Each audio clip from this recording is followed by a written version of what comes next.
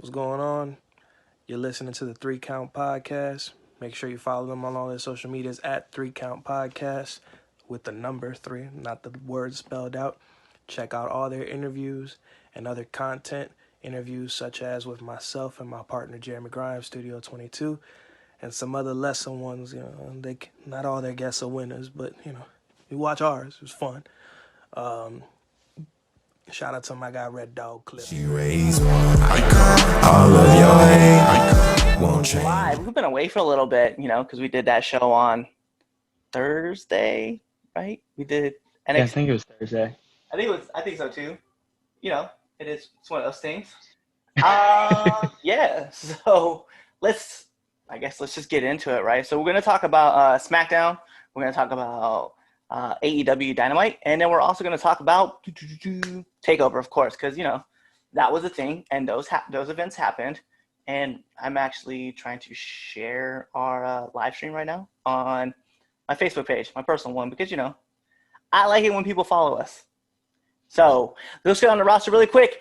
You see him. He's the only one here. He's the Swole Master, the Swole Idol, Chris Idol. Always happy to be here. Yeah, I'm glad you're here too. It'd be kind of lonely just doing this by myself and not knowing what's going on. I'm just, oh no. Although, I don't know. It wouldn't be so bad to, venture by myself. But I've never trekked that path, and nor do I really want to. So let's get into what happened on SmackDown. So, all right, first thoughts, man, I got to ask, and this kind of kicks off like a whole thing. What did you think of the Thunderdome? I like it. To be honest, I think the WWE did a good job of recreating what once was as best as they could, if that makes sense. Like, it felt like as close to an arena show that they used to do as you can get.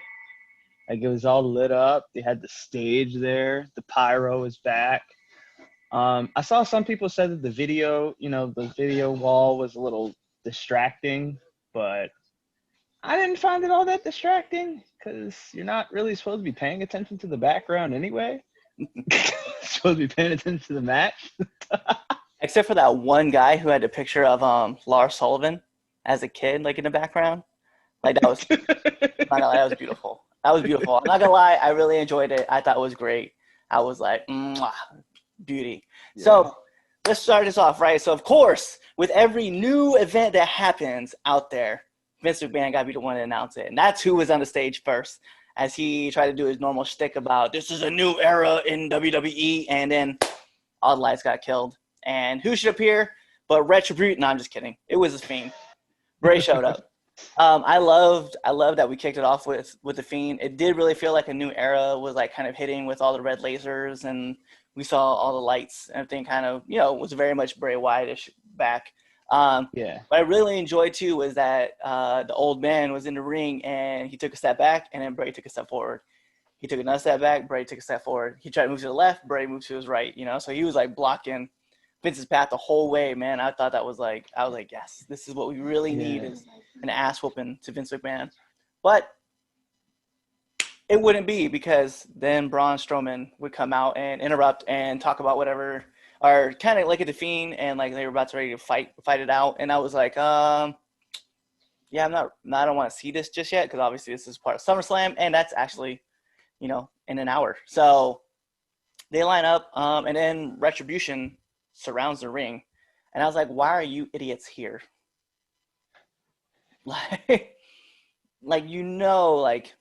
You ever, I always feel like it's like the security guards, you know what I mean? Like whenever they surround the stage, and you're just like, it's not gonna end well for you, both of you guys in the ring at the same time. It's not gonna end well for you guys.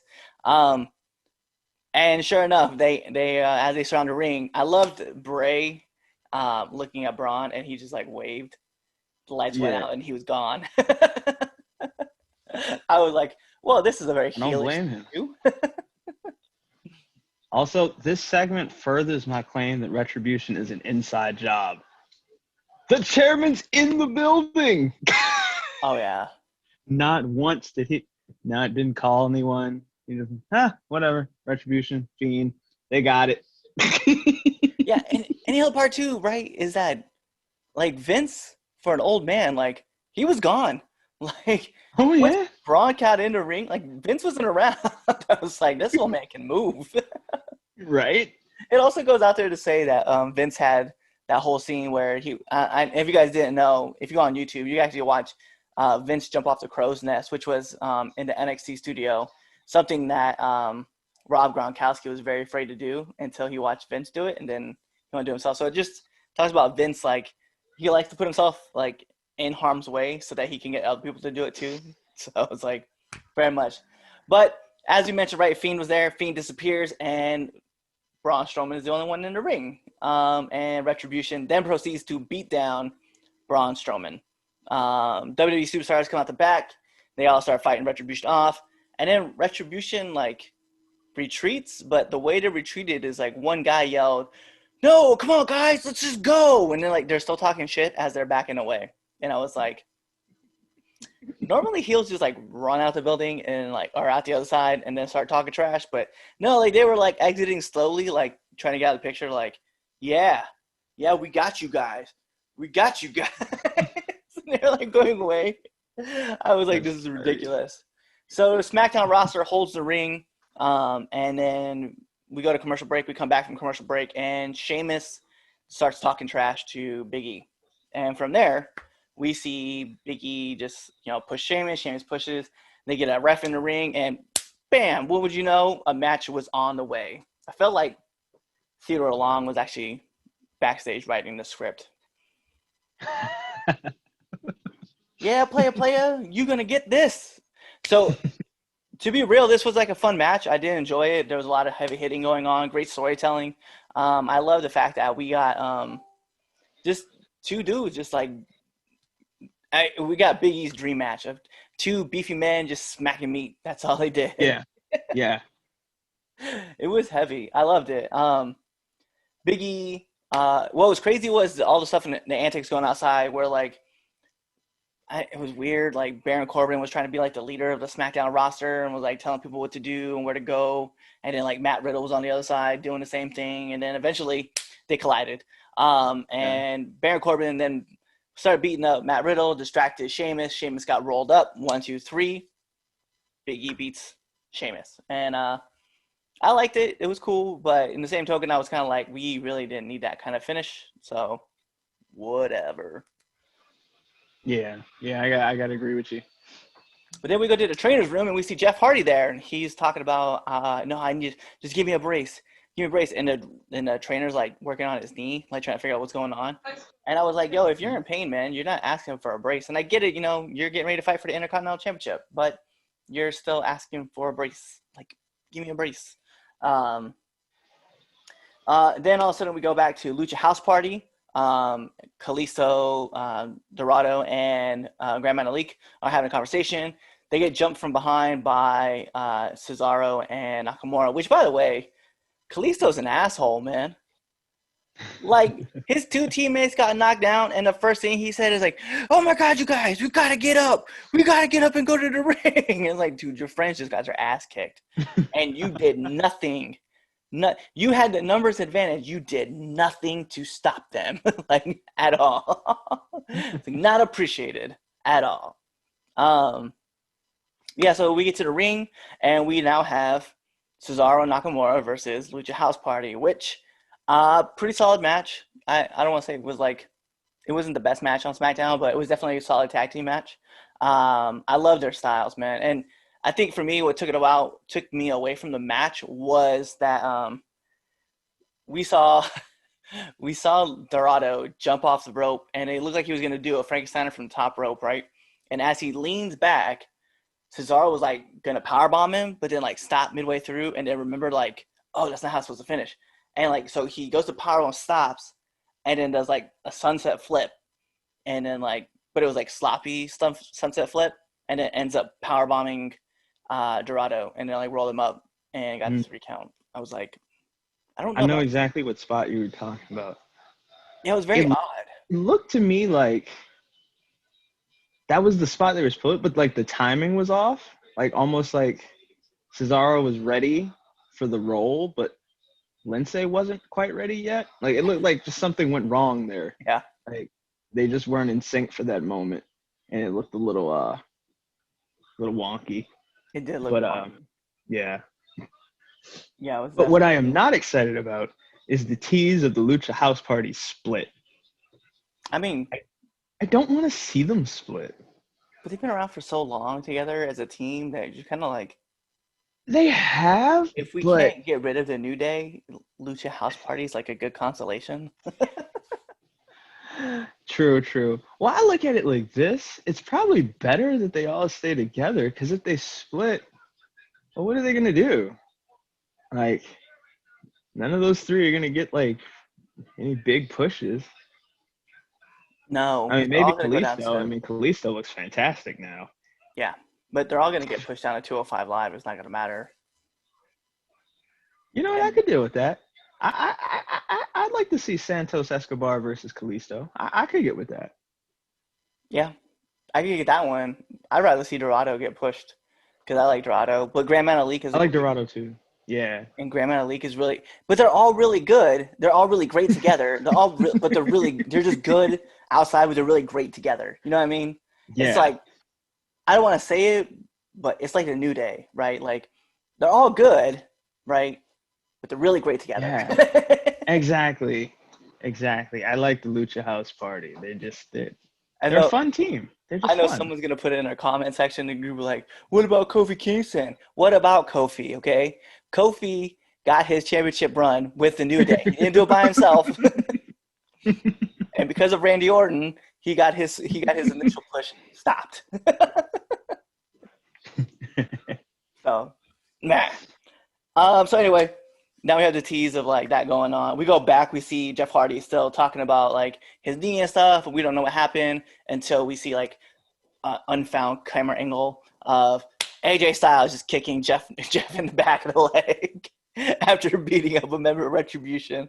And I was like, I'm with it, man. Especially when he said, he's like, well, maybe if Jeff Hardy was more vigilant, he would have kicked me in the back of the knee too. I was like, I did like that. I thought that was such a heel. Such a heel. he's so good. He's so good at being a bad guy. I hate him, but I like him at the same token. Which, Exactly. by the way, our supervillain we're still waiting on our supervillain to run in, by the way. So Damien, if you're watching, get in the room. Because he has been. Yeah, he's gonna materialize I know, I say it now, he'll any show minute up. now. So what else makes this really great, right? So we go to the next part. Mandy is doing her promo, right? And she's kind of like pleading to Sonya Deville about like their match coming up and that she just wants to get back to square one and have their friendship start all over again and just like get back to being good, which I believed her. I mean, it was a great promo. I definitely was like, oh, maybe she really doesn't want that smoke. And then maybe she Well, does. it makes sense because if you think about it, if you and your friend are beefing, you're not just gonna automatically be like, oh, whatever, they're my enemy now. Like you would try to patch things up. Nah, I'm gonna patch Just things up try. after I fuck you up. That's what I'm gonna do. I tell people that all the time. I'm like, yo, if we ever have beef, we'll settle over a beer. But if we have to settle over hands, then we'll settle over a beer afterwards. So I like the promo. It's like, listen, we don't really have to do this. Like, come on, we've been through so much. Yeah, and we'll talk about Sonya Deville's Yeah. response here in a little bit. But we get back in the ring, headed towards the ring. Bailey and Banks have come out, and Corey Graves is in the middle. And Corey Graves is talking about answering. He's gonna ask the hard hitting questions, and that hard hitting question is, "Are you guys gonna break up?" And I was like, "Fuck." He just has asked this stupid question, and I was not about it. I know the hard hitting question. He's like, "Well, I was just gonna ask. I was just gonna ask." But Bailey and Sasha obviously talk about like their friendship and stuff and how it matters and that no one's gonna beat them, not even Asuka, and that brought out Naomi, which I'm not gonna lie, this was kind of a nice surprise because we've talked about it numerous times that we're huge fans of Naomi. But what made it crazy, right, is that Naomi came out to challenge both of them to a match, which both the girls were in their wrestling gear, so obviously we're gonna get a match of some sort. Yeah. So Naomi challenges them both, and they're like, well, what are we even going to do it for? And I love that Corey was like, he was still in the ring. I don't know why, but he was still in the ring. And Yeah. he just, well, you guys can do a beat the clock challenge, see who has to go first against Asuka. And I was like, oh. And which Bailey was like, Yeah. they're like, oh, that's a great idea. Because obviously Bailey's trying to get out of going first. Mm-hmm. So their first match hits up, and we have Banks versus Naomi. And in this match, which was still a pretty decent SmackDown match, we saw Banks lock in a bank statement, and Naomi tapped. And once she tapped, obviously the clock was stopped. I think it was like 5 minutes and 48 seconds or three. I think it was something like that, like a quick 5-minute match. But Bailey came in and kicked Naomi like right off the bat. Right. And, waited patiently for the ref to go to commercial break and then come back from a commercial break to have a match. Match starts, and we see Bailey and Naomi have their match. And at like the 3:40 mark, Bailey got rolled up and got pinned, and which Sasha Banks obviously was like smiling, but also like trying to care for her friend. But you can see like the deeper kind of look in her where she was just like, yeah, I don't have to do this now. Yeah. It was a big move on their part. So I was excited to see. And then Asuka's music hits, and I couldn't tell, like, did Banks just like run out towards Asuka and then get her ass kicked? Because Okay, so here's what I think that is what they showed. But what I think happened was they were supposed to go jump Asuka together, and Bailey hit the brakes. So Banks went out there by herself and got knocked out. oh man, that's rude. Yeah, that's how I think it went down. Yeah, because you saw Bailey run. I just saw Sasha run, and then she got her ass kicked. And then Yeah. I saw Asuka run into the ring. Bailey bails, and it goes like runs back to the top of the ramp, and then comes back and checks on Sasha. She's just like, by the way, Sasha's selling ability, I'm still gonna say it, out of all the four horsewomen, is the best. And she just died on the stage. She was just laying. Oh yeah. Oh yeah. I love it. I love watching her sell because she's amazing.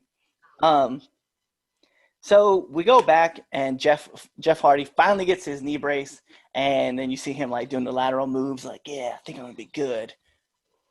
Sure, because a brace cures everything.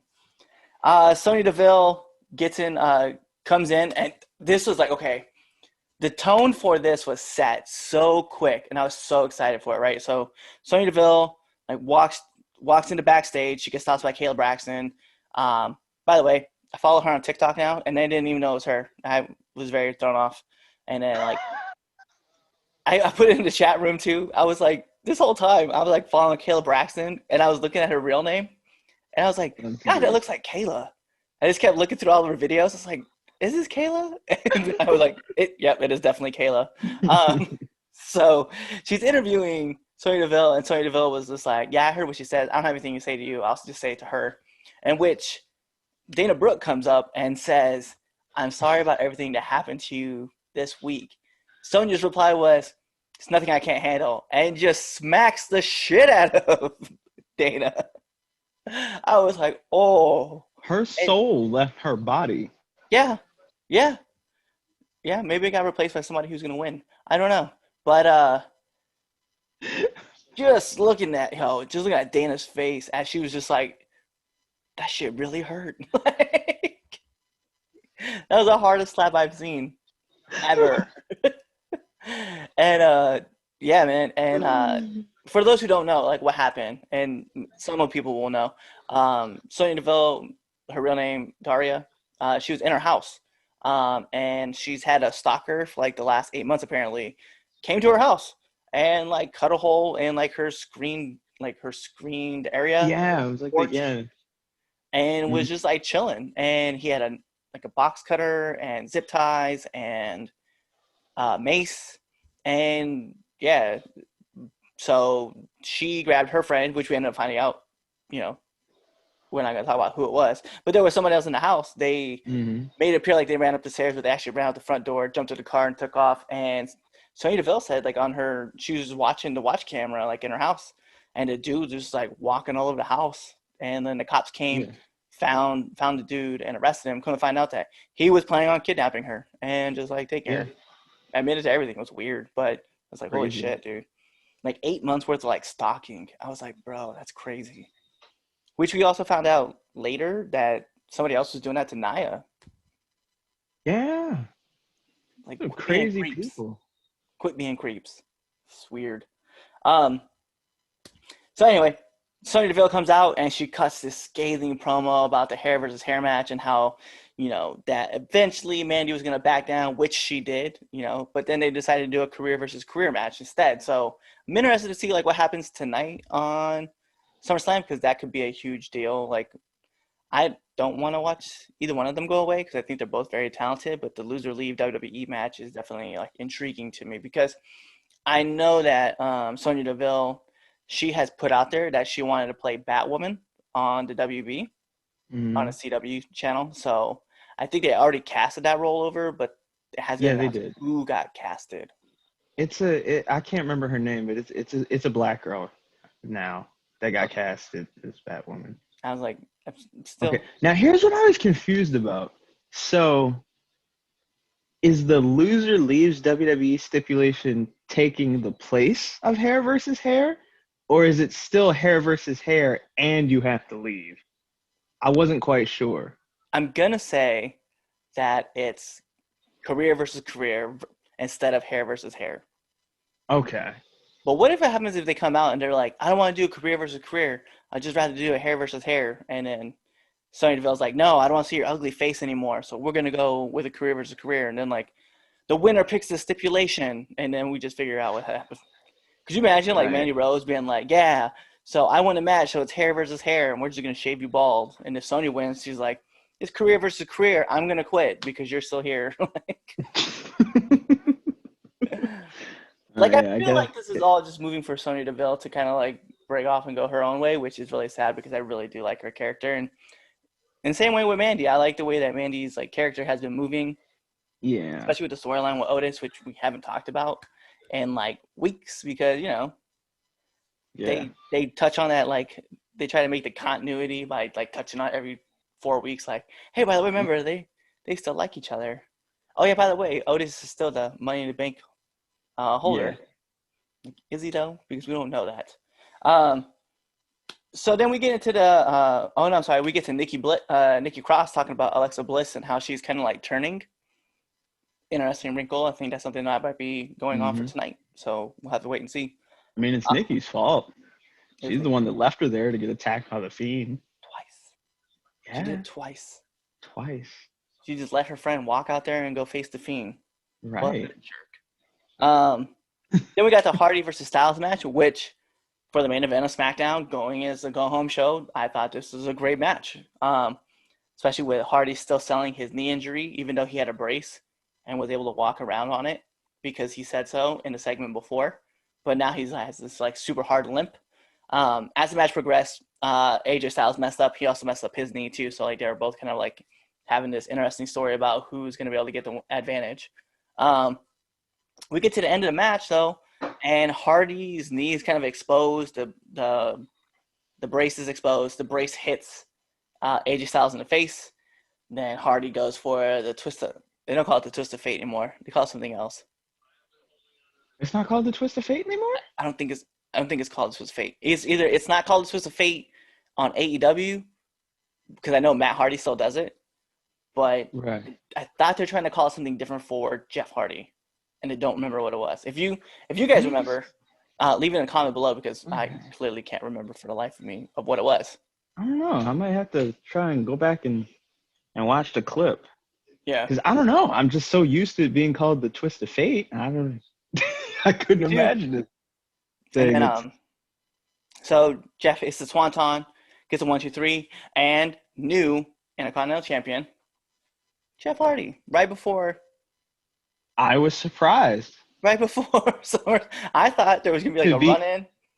same. I was like, oh, okay, they're gonna do a screwy finish. AJ's gonna retain, and we're gonna get a rematch at like SummerSlam or something.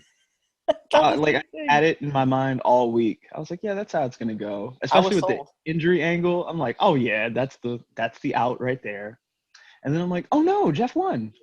Jeff didn't win. Oh, Uh, you, oh, okay. so I'm with. AJ, and then so we saw AJ was in the back and he was complaining. Said that Jeff cheated with the knee brace.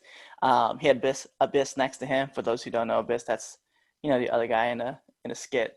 Joe, I think that's what they call him. Anyway, his statistician was there, and yeah. So maybe there's gonna be a rematch tonight on the show. I don't know. So we keep moving it to our final segment for SmackDown, and that was the Firefly Funhouse segment, where Bray pretty much was telling the story of Alexa Bliss and Braun Strowman, and about how like they had this like a love kinship kind of thing going on, and then like it just kind of got ruined, and then they tried to kick it back off again, and they got ruined again as I hit my microphone, and then Bray just like turns, and he was like, "What took you so long to get here?" And there's Braun in the Firefly Funhouse, which I have to ask, like, how is it that Braun and Seth Rollins have found a way to get into the Firefly Funhouse, and yet nobody else knows how to do this? Right. I don't know. Seth literally burned it down, and then Braun Strowman somehow found his way into the Firefly Funhouse. Because actually, when I think about it, even John Cena, right? Because Cena got zapped into it. Yeah. He got warped into the Firefly Funhouse. Yeah. Everybody else somehow found these two have found a way to get in. Won't tell the secret. Won't tell nobody else. Yeah. I don't know. I'm sure it could have helped out Miz a lot when the Fiend was like visiting Miz's Right. house. But it is what it is. Anyway, so Braun appears. They start throwing hands and going back and forth. And the most interesting part of it was when Braun chokeslammed Bray off the stage. It wasn't really off stage, it was in the backstage area, and threw him off. And then like they put him in the ambulance. And there was that one dude, I don't even know who that guy was. You already know where I'm going with this. My man was like overacting like to no end. No end business. They load up Bray on the gurney, they put him into the ambulance, they get ready to get running off. And this man just smacks the back of the ambulance. Go, go, get out of here. Let's go, go. And like the ambulance is like taking its time driving away. He's like, why is it going so slow? It was like, why do you care less so much? Like, you're like overselling this. And like he just keeps beating on the ambulance and is like driving off. And then it gets to and then like it stops and the guy stops. He turns around. He's like, what are they doing? And the ambulance starts backing up, and the guy's still yelling, "No, go forward!" And like he keeps beating on the ambulance Oh door, my gosh. and then the lights go from white to red, and then you saw like the fear in everybody's face, like run away. And then all the superstars, like how did they get all the superstars in that one area, just like watching this ambulance like take off and then come back, and then the Fiend shows up. Which, I'm not gonna lie, it was a cool angle to see the Fiend like open up the ambulance door and he's right there. But I'm Yeah. still thinking the whole time, like, why was that guy beating on the ambulance so hard? Oh my gosh. I'm glad you mentioned that because he actually posted a picture on Facebook of his thumb, and I think I think he dislocated it because it's all like purple. He was like, "This is what happens when you you overzealously beat on an ambulance." I was like, and at that, what stops Braun from running in and just tipping over the ambulance? We've seen him do it before. We have. He lifted up an ambulance and a semi truck. I don't want to hear anything about what Braun can't do, especially an angry Braun. True. But So yeah, man, now they're gonna have a Falls Count Anywhere match. So yeah, so they did. They changed that to a false count anywhere match. They actually changed that on Twitter, even though they could have like said it the whole time because they changed it like midway into the show to like a false count anywhere match. They didn't tell nobody, and then like made that announcement Saturday morning that was the false count anywhere match. So I was like, cool. So on a scale like 1 to 5, like where would you have rated SmackDown? um You said 1 to 5? Yeah. I'd give it. mm, I'd give it a 3. But this felt more like a go home show than Raw did. I Yes. think Raw was a better show than SmackDown, but SmackDown felt more like a go home than Yes. Raw did. I feel like Which is weird. WWE like learns really quick from like the audience reaction. It was like, oh shit, we gotta make this one look better. So yeah, I was gonna say 3.5 because I did feel like it was like a go home show. Like Okay. all the Yeah. angles were like pointing in the direction of like going, whereas like, Raw Underground, that's going on, and there's some other stuff happening on Raw. We haven't like talked about it going to SummerSlam. Like, Yeah. yeah, I'd say like 3.5 is what I would give it. Hmm. So we move into Saturday, right? This was an interesting day to say the least, because the NBA was on TNT and they were running their game, and I saw Aubrey Edwards, like she was tweeting out, "Please don't run over, please don't go to overtime, please don't go to overtime." Like you could tell, like the fear was really going to be there. And I was looking at my Yeah. daughter. It was in the third quarter, and it was like 5:30, and I was like, "Yo, this Dynamite's not starting at at 6 p.m." And she's like, "How do you know?" I was like, "Just watch."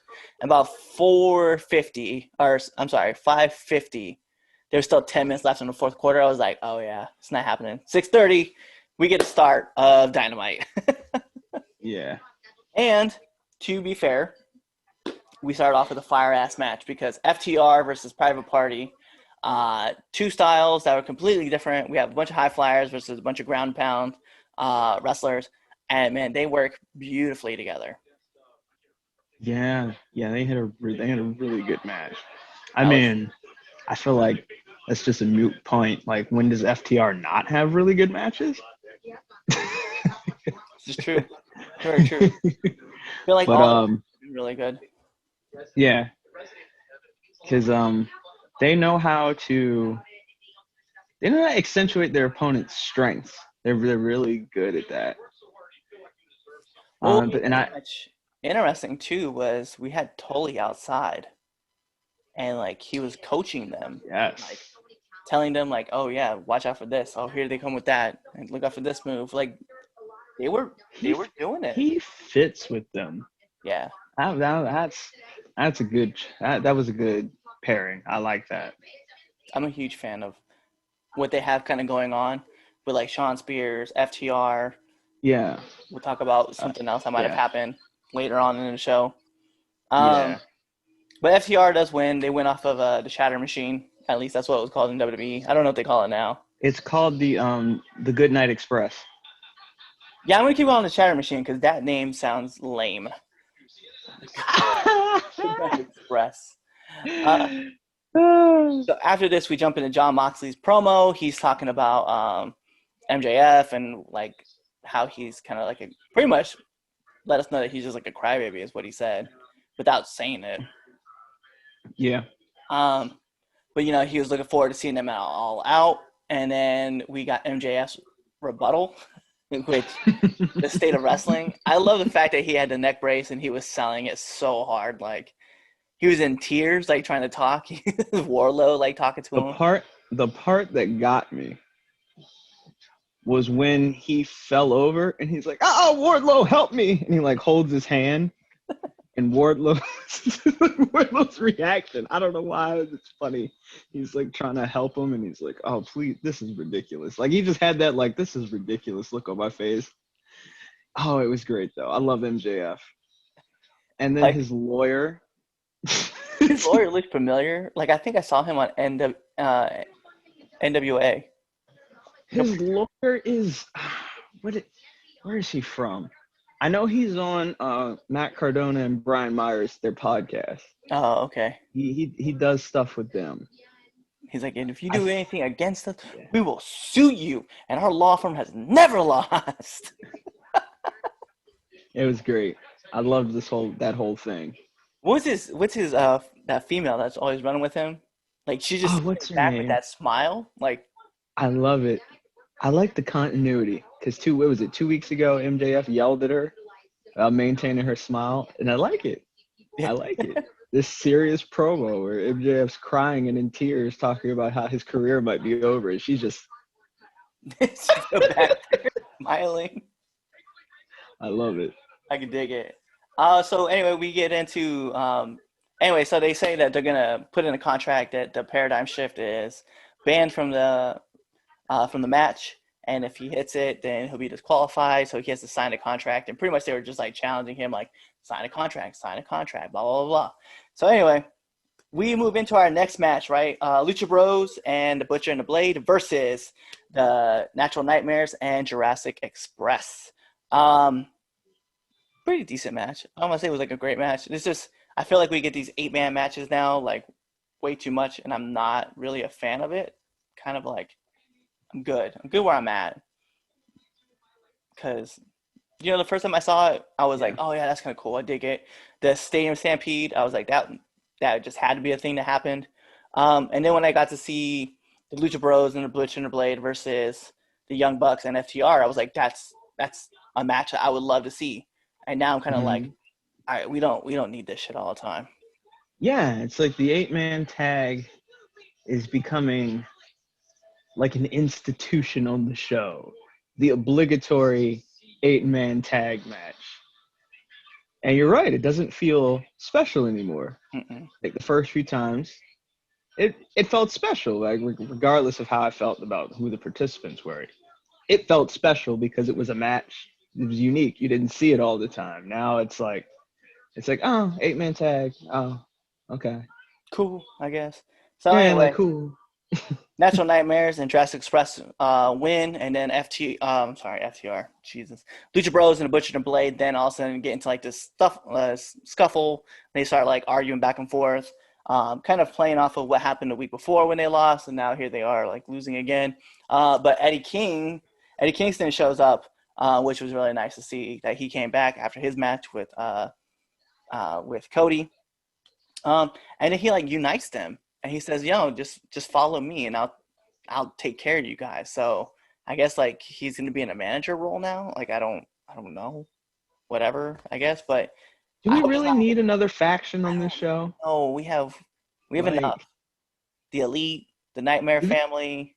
and why this group? And then if you're gonna have Eddie Kingston lead a faction, why this group of people? This hodgepodge. Because they're talented and they have. I mean, they are very talented. Obviously, Lucha Bros. We can not say enough, like but I could see Eddie with the Lucha Bros. Then I could see that connection. I could buy into that. unless you're bringing Homicide, then I'd be down for like Homicide, Lucha Bros, and Butcher and Blade. I just call it the Killing Squad or something. I don't know, because you can't get the Death Triangle back together right now. Yeah. I need Pac back in the U.S. Yeah. That triangle was so lit. I'm so mad. Damn you, COVID. So we get into Britt Baker's promo where she's like working out in a rehab center, and she's talking to Penelope Ford about possibly joining up and doing a handicap match against Big Swole, which we obviously know is just going to be Penelope Ford versus Big Swole. It's not like anybody else is going to join in. Yeah. And then we have Orange Cassidy's interview with Tony Schiavone that ends up getting interrupted by Chris Jericho, and they're running their rubber match, and at All Out, and a Mimosa match, which Mimosa Mayhem. Mimosa Mayhem. I'm sorry, you are correct, sir. I was like, so you can either pin, submit, or throw them in an 80-gallon bucket of orange juice and champagne. Like that's just what we're doing. Like, I don't hate it. I get it. I like the idea, but I'm like, is it? Do I really want that for All Out? I was like, no. I would do the match any other show, but I feel like because All Out is like they're like WrestleMania, it's like could go anywhere else. Like just not. But why this? The match that they had 2 weeks ago, you could have did that at All Out, and then did the Mimosa Mayhem on a Dynamite.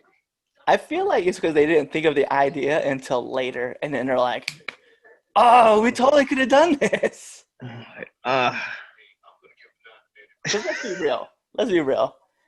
If you had like if you had your own like champagne, Yeah. and let's say Chaz had his own orange juice, I'm sure Yeah. this match would have happened. Like, I'm sure this would have been a thing. Oh yeah, yeah. It would have been a thing. But I don't know how I feel about making people pay to see it. Hey man, people I feel pay like the for other match. things. Yeah, it's like I feel like the match that they should have made people pay to see, they gave us for free, and they're making us pay to see the match that should have been free. That's how I feel. Like I feel like it's like backwards here.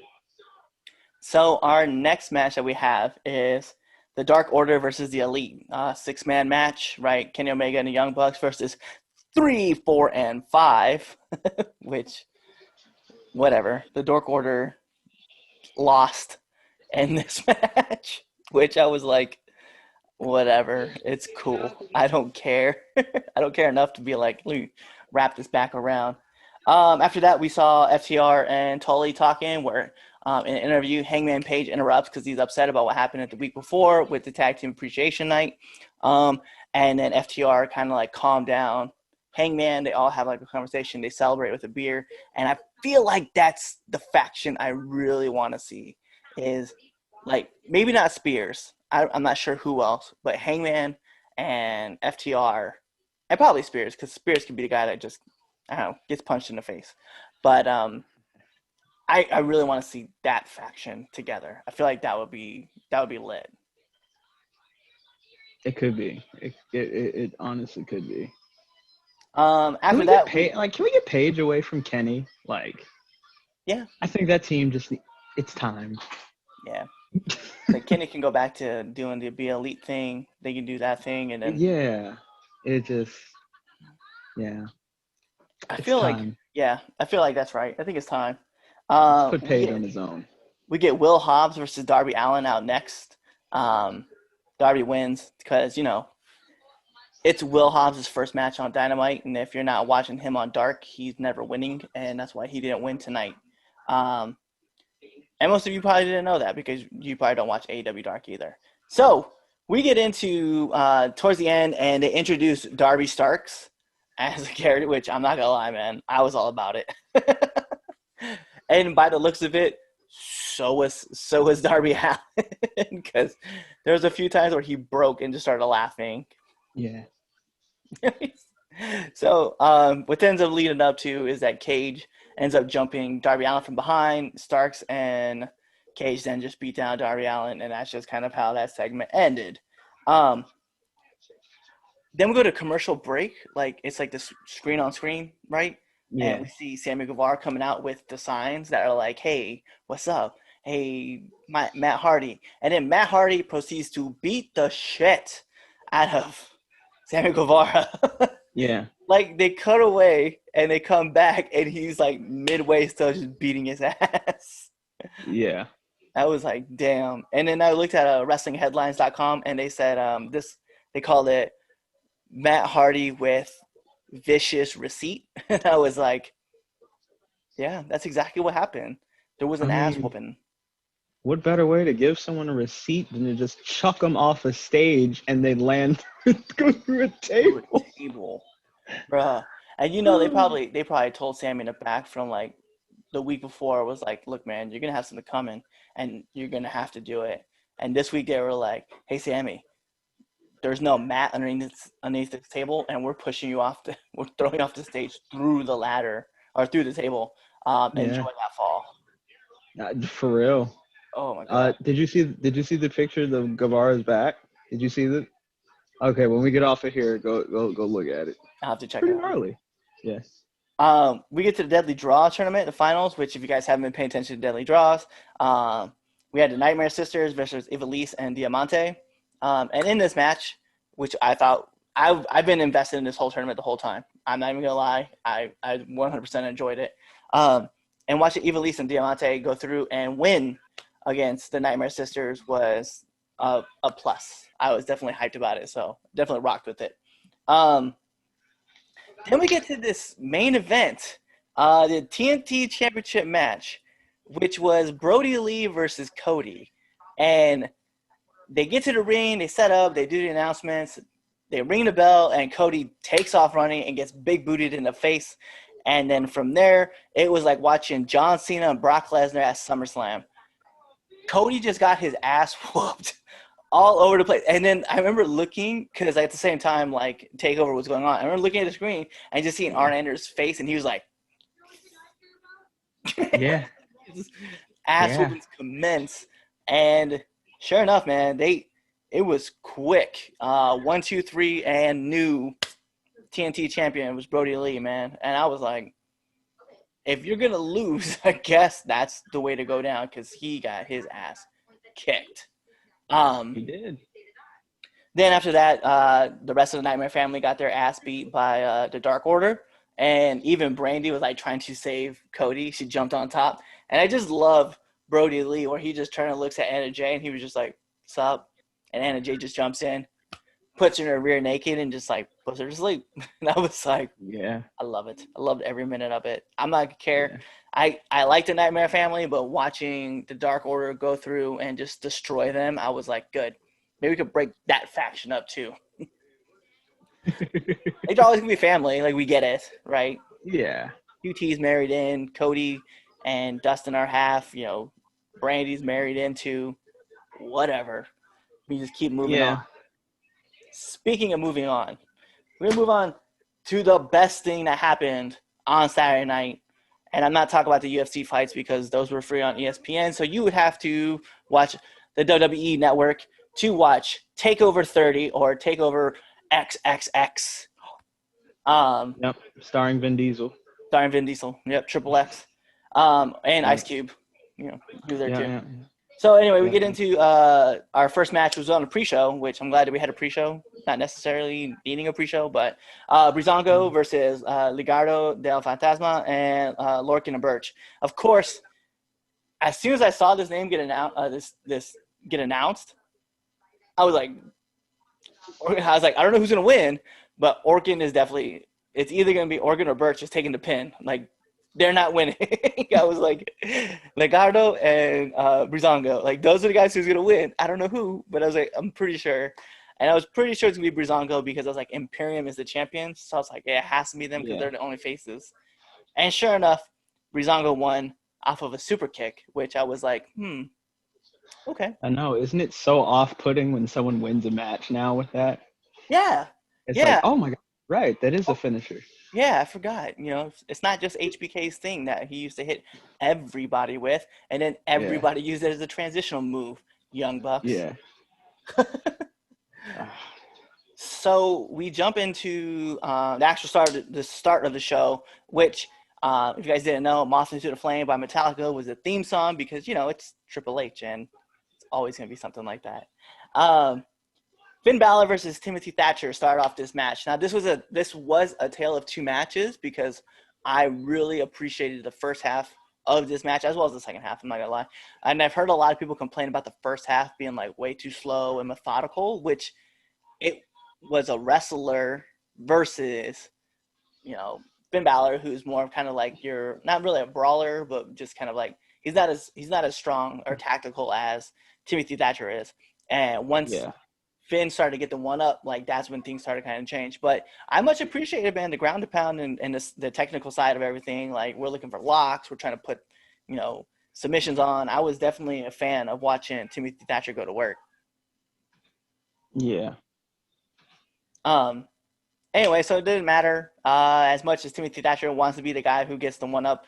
He was losing his teeth, and he also lost his match. So Matt Riddle's not the only one that can knock out teeth. I really liked the match. I did too. I think I rated the match 4 out of 5. I was into it the whole way. We get into our next match, which was the 6-man ladder match. We had Cameron Grimes, Damian Priest. We had Johnny Gargano. We had Velveteen Dream, Big Papa Pito. You guys will get that joke if you follow us on Twitter. Who else was in this match? Bronson Reed, and is that it? It was just 5, right? I think. Yeah, it was just 5. It was 5. So we had those 5 just go in there and murder each other. Let's not lie. It was ridiculous of like how good everything was. in this match. Yeah, it was crazy.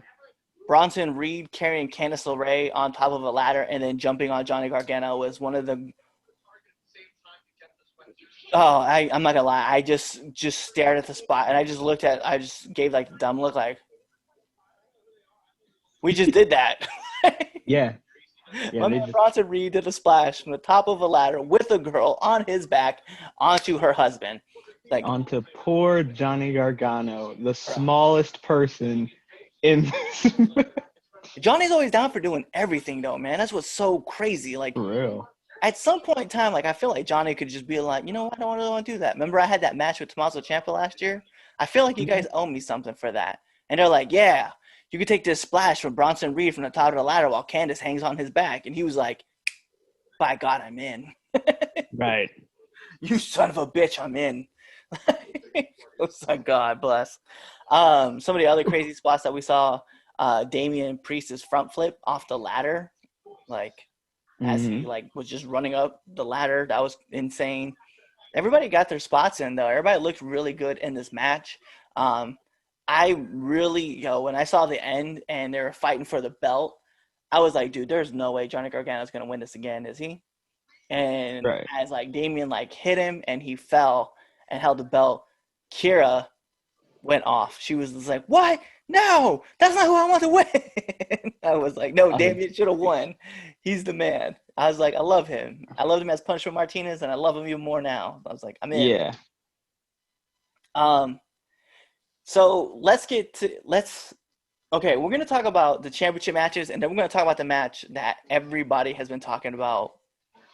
Right, so this isn't in order, but we'll go with the women's NXT match first. Io Shirai versus Dakota Kai, which pleasantly to my surprise, I've never seen Io Shirai have a bad match yet. Yeah. Knock, knock. And I was kind of like, I expect this match to be kind of like slow. I don't really know what to expect from Dakota Kai. And she was amazing. Dakota Kai, and I'm such a fan of her like heel character. I'm such a fan of her, period. So seeing her was amazing, and the match was great. The only thing that killed this match for me was the very end. And I'm not even talking about the match. I'm talking about Raquel Gonzalez gets out there and she starts beating down Io Shirai, which then brings out Rhea Ripley. Why? Who knows? But they just stare at each other and start talking. And thank God, at some point I'm going to go tweet this back out and I'm going to say this and I hope he responds. Thank God, Rick Buggs, you are my spirit animal. Because you said exactly what I was thinking. That was, make some contact. That was Rick is not afraid to say anything, and I love it. Because if you remember back during the Extreme Rules match, hey, Seth Rollins came out and he was like, Rey Mysterio, and then you just heard from the crowd, can't see! And then Seth had to restart his whole thing over again because he was starting to break character because of Rick Buggs, and Rick Buggs is the man. I just had to put it out there. But yeah, so we had these two just chirping at each other the whole time. And then, like, Raquel leaves, and then Rhea Ripley just, like, stares at Io Shirai, and then, like, the segment ends. And I was like, that was dumb. I'm not in with this.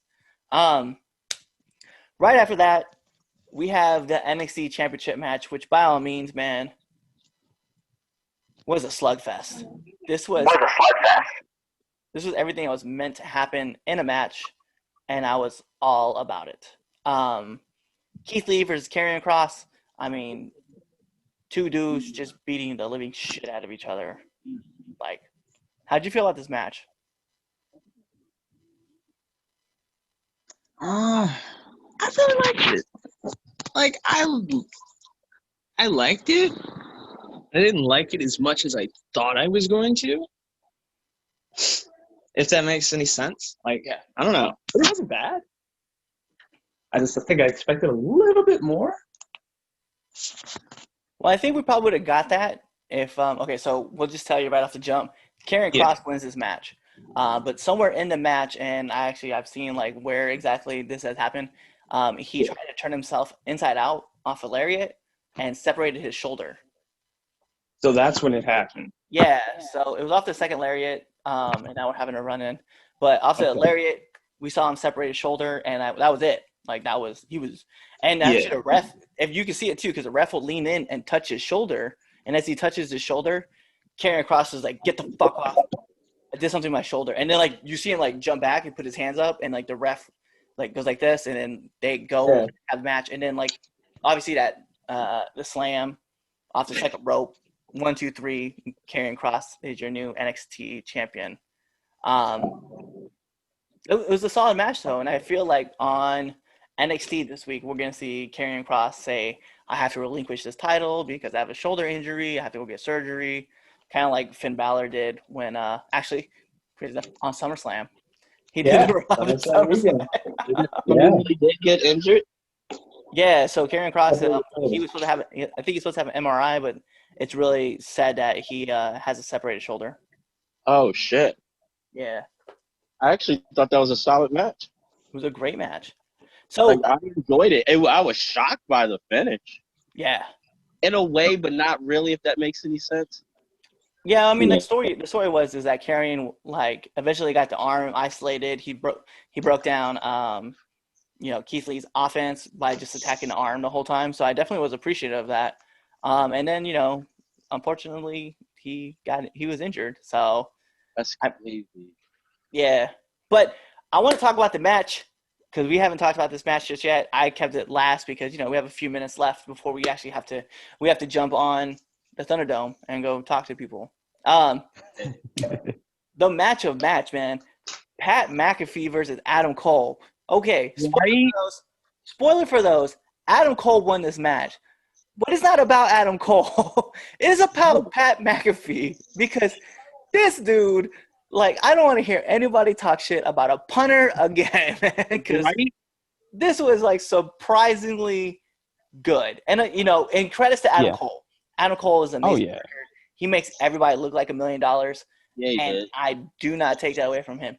But Pat did a backflip off the top rope, landed it, and then jumped up on top of the top rope. Yeah, that was the spot that won me over. Yeah, it was. That's when I was like, it was perfectly placed.